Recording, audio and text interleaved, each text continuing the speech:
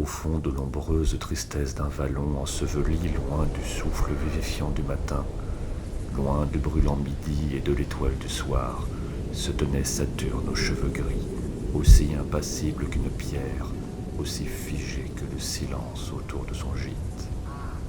Forêt sur forêt se superposait autour de sa tête comme nuage sur nuage. Là, pas un souffle d'air, pas plus de vie que lorsque par un jour d'été, à l'herbe plumeuse, pas une graine légère n'est dérobée.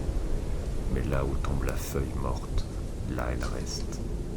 Tout près, un ruisseau coulait silencieusement, plus étouffé encore du fait que cette divinité renversée étendait une ombre. Parmi ces roseaux, la naïade pressait son doigt glacé contre ses lèvres.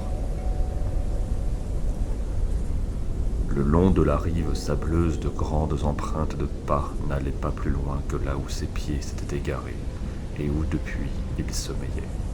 Sur le sol humide, sa dextre vieillie gisait sans force, apathique, morte, dépouillée du sceptre, et ses yeux privés de royaume étaient clos. Cependant, sa tête fléchie semblait à l'écoute de la terre, son antiquaire en quête de réconfort. Il semblait que nul pouvoir ne pourrait l'éveiller, l'arracher à ce lieu. Mais quelqu'un vint, qui d'une main de sœur toucha ses larges épaules, après s'être incliné très bas, avec respect, bien qu'il n'en pût rien voir.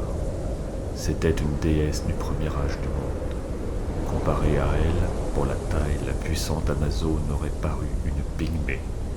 Elle aurait pu soulever Achille par les cheveux et lui ployer la nuque, ou d'un doigt arrêter la rudiction. Son visage était aussi grand que celui du sphinx de Memphis, élevé peut-être sur un piédestal dans la cour d'un palais, quand, pour le savoir, les sages se tournaient vers l'Égypte.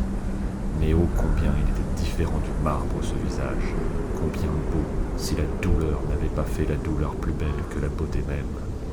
Il y avait une crainte attentive dans son regard, comme si le désastre n'avait fait que commencer, comme si les nuages d'avant-garde des mauvais jours ayant dispensé leurs troubles, l'arrière-garde lugubre s'apprêtait à surgir avec sa provision de tonnerre.